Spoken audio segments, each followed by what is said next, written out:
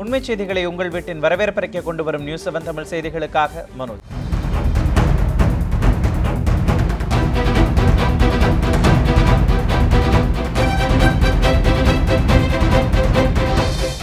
சட்டப்பேரவையில் சுகாதாரத்துறை அமைச்சர் விஜயபாஸ்கரின் பதிலுரையை புறக்கணித்து திமுக எம்எல்ஏக்கள் வெளிநடப்பு செய்தனர்.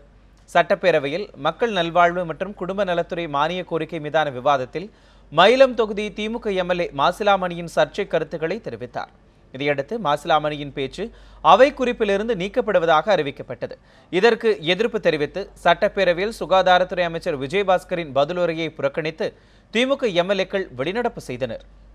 ஜிஎஸ்டி வரி விதிப்பிற்கு பிறகு மானிய விலை கேஸ் சிலிண்டரின் விலை 32 ரூபாய் வரை அதிகரித்திருக்கிறது. ஜிஎஸ்டி வரி விதிப்புக்கு முன்பு 14.2 கிலோ எடை கொண்ட கேஸ் சிலிண்டரின் விலை 466 ரூபாயாக இருந்து வந்தது. தற்போது அது 477 ரூபாயாக அதிகரித்துள்ளது.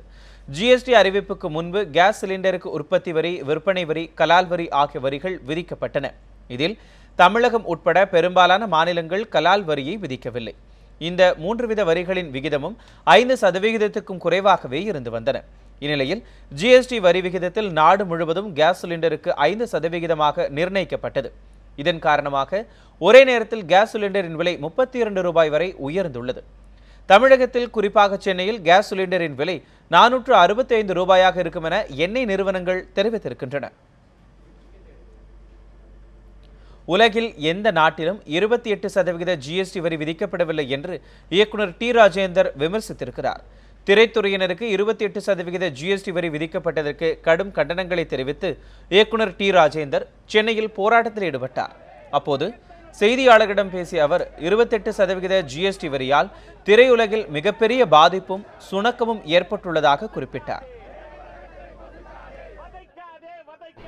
இந்தியாவை ஆண்டு கொண்டிருப்பது பிரதமர் மோடி. தமிழ்நாட்டில் திரையரங்குகள் எல்லாம் கிடக்கிறது மூடி. தமிழ் திரையுலகமே கிடக்கிறது வாடி. உணர்வுள்ளவர்கள் இங்கே நிற்கிறோம் கூடி. உணர்ச்சியை கொட்டுவதற்காக வந்திருக்கிறேன் உங்கள் தாடி. என்ன காரணம்? கோடி கோடியா எங்கள்கிட்ட பணம் கொட்டி கிடக்கக்கூடிய தயாரிப்பாளர்கள் குரல் கொடுக்கல சார். சாதாரண சின்ன தயாரிப்பாளர்கள் எல்லாரும் நாங்க சேம்பர்ல இருக்கக்கூடிய நிர்வாகத்தை எதிர்த்து குரல் கொடுக்க வரல. இல்ல தயாரிப்பாளர் சங்கத்தை, தமிழ் திரைப்பட தயாரிப்பாளர் சங்கத்தை எதிர்த்து குரல் கொடுக்க வரல. எங்களுடைய இன்னைக்கு திரைப்பட, எங்களுடைய தென்னிந்திய, அதாவது எங்களுடைய திரையரங்கத்து உரிமையாளர்கள் தான் கொதிச்சு போய் இந்தியாவில் எங்கயா இரட்டை வரி ஜிஎஸ்டி மத்திய அரசு போட்டது 28%, தமிழ்நாடு அரசு கேளிக்கை வரி 30%, இதர வரி ஒரு 4%, 62%, மத்தியில் ஒரு வரி, மாநிலத்தில் ஒரு வரி, இப்படி போடுவீங்களா ரெட்டை வரி? எங்களால் தாங்க முடியாத வழியா? ரெட்டை வரி உலகத்தில் உண்டா கேட்குறோம். இன்னொன்று, திரையரங்கத்து உரிமையாளர்களுடைய போராட்டத்தை மதிக்கிறேன். ஆனால் நீங்கள் ஆல் ஆஃப் எ சடன் இந்த போராட்டத்தை இப்போ ஆரம்பிக்காம வருமுன் காக்க வேண்டும் என்று முன்னாடியே யோசிக்கல. தஞ்சை மாவட்டம் கதிராமங்கலத்தில் போராட்ட களத்தில் கைது செய்யப்பட்ட மீத்தேன் திட்ட எதிர்ப்பு இயக்க ஒருங்கிணைப்பாளர் ஜெயராமன் உள்ளிட்ட 9 பேரின் ஜாமீன் மனுக்களை மாவட்ட நீதிமன்றம் தள்ளுபடி செய்து உத்தரவிட்டது. கதிராமங்கலத்தில் ONGC சார்பில் பெட்ரோலிய பொருட்கள் எடுக்க பொதுமக்கள் கடும் எதிர்ப்பு தெரிவித்து போராட்டத்திலும் ஈடுபட்டனர். அப்போது மீத்தேன் திட்ட எதிர்ப்பு இயக்க ஒருங்கிணைப்பாளர் ஜெயராமன் உள்ளிட்ட 9 பேர் மீது பல்வேறு பிரிவுகளின் கீழ் வழக்கு பதிவு செய்து போலீசார் கைது செய்தனர். இந்நிலையில் தமிழக அரசு பொய் வழக்கு போட்டிருப்பதாகவும் இந்த வழக்கை உடனே திரும்பப் பெற வலியுறுத்தியும் கைதான அனைவரையும் ஜாமீனில் விடுதலை செய்ய கோரியும் தஞ்சை மாவட்ட நீதிமன்றத்தில் போராட்டக் குழு சார்பில் மனு தாக்கல் செய்யப்பட்டது. இருதரப்பு வாதங்களை கேட்டறிந்த நீதிபதி நக்கீரன் கதிராமங்கலத்தில் பதற்றமான சூழ்நிலை நிலவுவதால் சம்பந்தப்பட்டவர்களை ஜாமீனில் விடுதலை செய்ய முடியாது என மனுவை தள்ளுபடி செய்து உத்தரவிட்டார். இதற்கிடையே திருவிடைமருதூரில் மாவட்ட ஆட்சியர் தலைமையில் நடந்த பேச்சுவார்த்தையில் தங்களுக்கு எவ்வித தொடர்பும் இல்லை என தெரிவித்துள்ள கதிராமங்கலம் கிராம மக்கள் 10 பேர் மீதான வழக்கை திரும்ப பெறும் வரை போராட்டம் தொடரும் என்றும் திட்டவட்டமாக அறிவித்துள்ளனர். குஜராத் மாநில முன்னாள் தலைமைச் செயலாளர் அச்சுல்குமார் ஜோதி புதிய தலைமை தேர்தல் ஆணையராக நியமனம் செய்யப்பட்டுள்ளார். வரும் 6ஆம் தேதி அவர் பதவியேற்றுக் கொள்வார் என சட்ட அமைச்சகம் வெளியிட்டுள்ள அறிவிப்பில் தெரிவிக்கப்பட்டுள்ளது. தற்போது தலைமை தேர்தல் ஆணையராக உள்ள நசீம் ஜைதியின் பதவிக்காலம் நாளையுடன் முடிவடைய உள்ளது. இதையடுத்து புதிய தலைமை தேர்தல் ஆணையராக அச்சல்குமார் ஜோதி நியமனம் செய்யப்பட்டுள்ளார். 64 வயதாகும் அச்சல்குமார் ஜோதி அடுத்த ஆண்டு ஜனவரி மாதம் வரை இந்த பொறுப்பில் நீடிப்பார். தலைமை தேர்தல் ஆணையரின் பதவிக்காலம் 6 ஆண்டுகள் என்ற போதிலும் ஓய்வு பெறும் வயது 65 என்பதால் அவர் அடுத்த ஆண்டு ஓய்வு பெறுவார் என தகவல்கள் வெளியாகியுள்ளன. பிரதமர் நரேந்திர மோடி குஜராத் முதலமைச்சராக இருந்தபோது அம்மாநில தலைமைச் செயலாளராக பதவி வகித்தவர் அச்சல்குமார் ஜோதி என்பது குறிப்பிடத்தக்கது.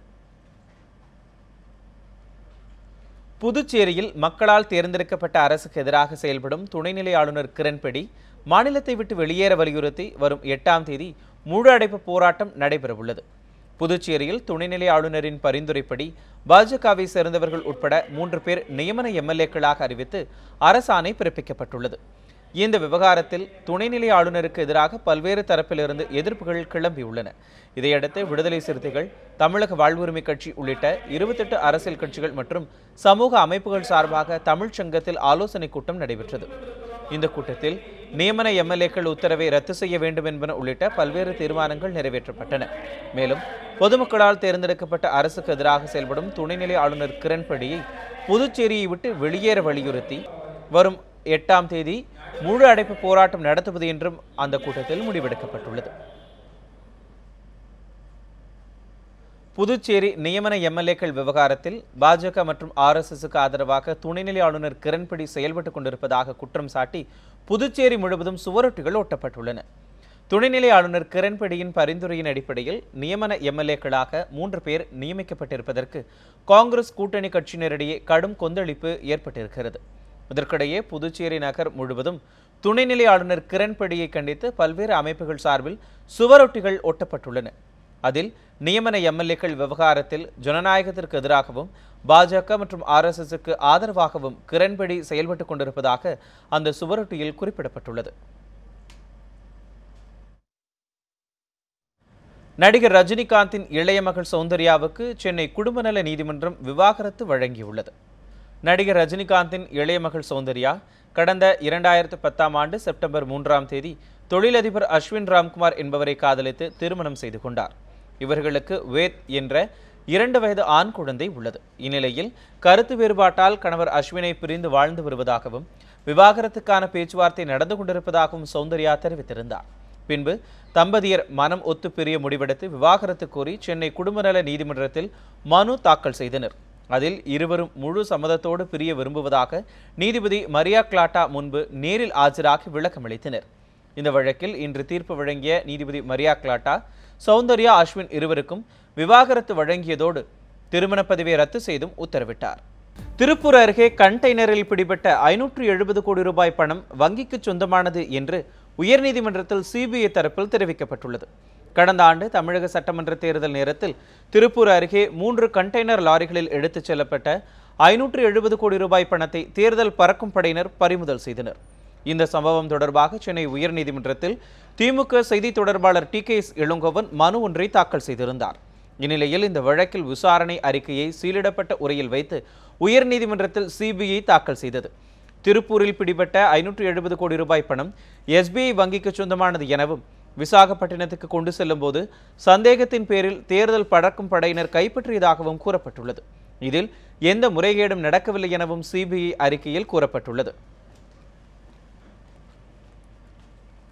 நடிகர் தாடி பாலாஜி கொடுமைப்படுத்தியதாக அவரது மனைவி கொடுத்த புகாரின் அடிப்படையில் 4 பிரிவுகளின் கீழ் மாதவரம் போலீசார் வழக்கு பதிந்துள்ளனர்.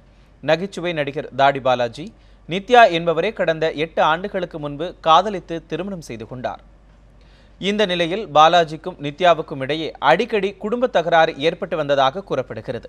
பாலாஜி குடித்துவிட்டு வந்து தன்னை கொடுமைப்படுத்துவதாகவும் நித்யா புகார் அளித்திருந்தார். இது தொடர்பாக மாதவரம் காவல் நிலையத்தில் நித்யா புகார் மனு ஒன்றையும் அளித்தார். அதில் தனது கணவர் பாலாஜி சாதி பெயரை சொல்லி தன்னை திட்டுவதாகவும் தொடர்ந்து கொடுமைப்படுத்துவதாகவும் அவர் குறிப்பிட்டிருந்தார். இந்த புகார் மீது மாதவரம் போலீசார் நடவடிக்கை எடுக்கவில்லை என கூறப்படுகிறது.